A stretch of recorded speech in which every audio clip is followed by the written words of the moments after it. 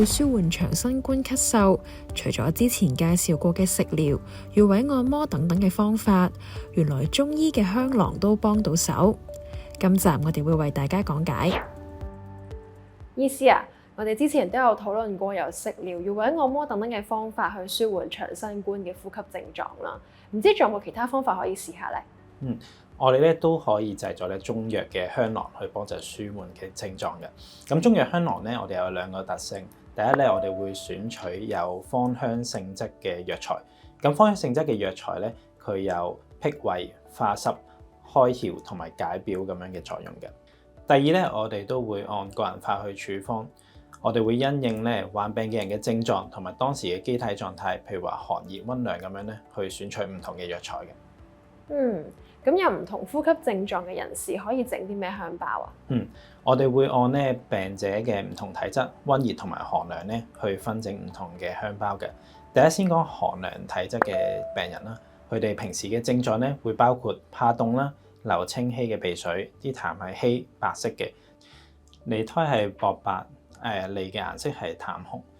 咁樣咧，我哋因應呢一個體質嘅人士，我哋選取嘅藥材可以有蒼術、白芷、佩蘭呢一啲溫性嘅藥材，芳香化濕，亦都可以再加入防風、荊芥、蘇葉呢啲偏辛溫嘅藥材咧，疏風散寒嘅做法咧，就首先會稱重啦，將藥材截斷，放入茶包袋，然後再放入香囊，紮好成結，最後輕輕捶打香囊就可以㗎啦。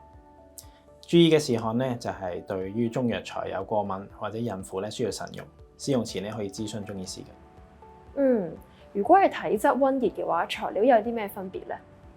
如果體質同埋或者症狀偏溫熱嘅病人咧，我哋有啲特性啦，譬如話平時會怕熱，喉嚨會比較口乾，成日想飲水，流黃稠嘅鼻涕，或者啲痰咧係結啲偏黃嘅，條脷紅啲嘅，脷苔都黃啲嘅。呢一啲病咧，我哋可以選取一個偏清熱嘅香囊嘅藥材。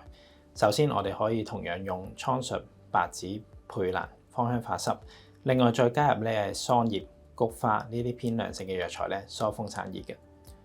做法上咧，我哋都係先稱重，將藥材截斷，然後放入茶包，再放入香囊，再紮好個成結，最後咧，輕輕捶打香囊就可以㗎啦。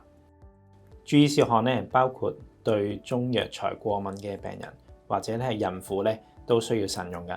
使用前咧可以諮詢註冊中醫師。